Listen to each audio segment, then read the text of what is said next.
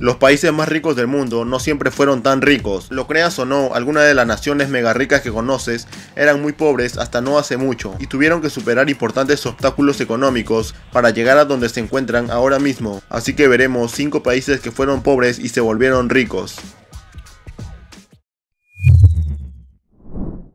España, un país pobre, principalmente agrícola, fue devastada por la guerra civil en la década de 1930, que resultó en una dictadura represiva que asfixió la economía durante décadas. Durante los años 40 y 50, la dictadura franquista se centró en la autosuficiencia económica, aislando a España del mundo exterior y cerrándola al comercio internacional. Esta política provocó una grave escasez de bienes de primera necesidad, una moneda devaluada y un crecimiento negativo. Sin embargo, durante las décadas de 1960, España se industrializó a lo grande y se abrió al mundo exterior. Se construyeron una gran cantidad de fábricas en todo el país y el turismo floreció. Ahora, España es una potencia turística y durante varios años ha sido el país más visitado del mundo.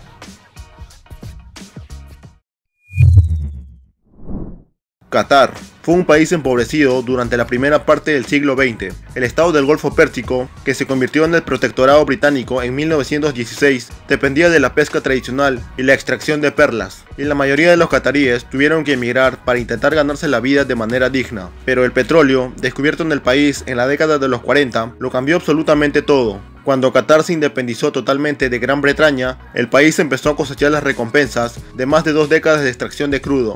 La industria y la infraestructura se desarrollaron muy rápido y el nivel de vida en general aumentó exponencialmente. Singapur. Cuando Singapur se independizó en Malasia en 1965, la pequeña ciudad estaba plagada de una pobreza y alto desempleo. Un tercio de la población vivía en barrios marginales y la mitad del país era analfabeta. Sin recursos naturales, las perspectivas económicas de Singapur parecían realmente oscuras. Sin embargo, el salvador del país llegó en la forma de su primer ministro, Lee Kuan Yew, quien se propuso transformar el país en una metrópolis del primer mundo. Kuan Yew reformó el sistema educativo e hizo del inglés el idioma oficial, creando una fuerza laboral multilingüe altamente capacitada. Al mismo tiempo, tomó medidas drásticas contra la corrupción, recortó los impuestos y de manera controvertida prohibió los sindicatos en un intento de atraer la inversión extranjera.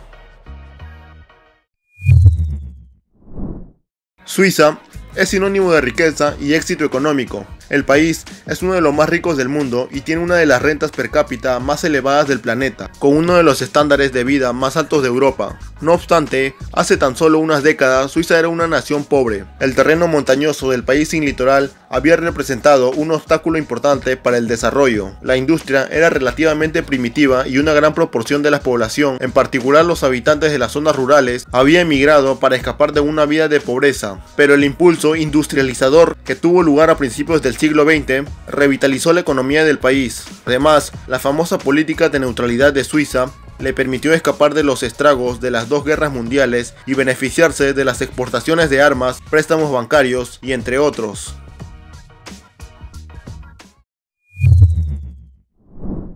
Irlanda. A principios de la década de 1990, Irlanda era uno de los países más pobres de Europa, con una renta per cápita anual de solo 14.000 euros. El desempleo y la inflación eran altísimos y el crecimiento económico se había estancado. El nivel de vida en general era bajo y gran parte de la población rural luchaba por sobrevivir. Pero la suerte de los irlandeses cambió desde la mitad de la década hasta finales de los 2000 y el crecimiento se disparó al 9,4% en el llamado periodo del Tigre Celta. Atraídos por una fuerza laboral cada vez más preparada y tarifas comerciales favorables, las empresas extranjeras acudieron en masa a la isla Esmeralda. El desempleo se desplomó y el nivel de vida en Irlanda se elevó para rivalizar con el de los países más ricos de Europa.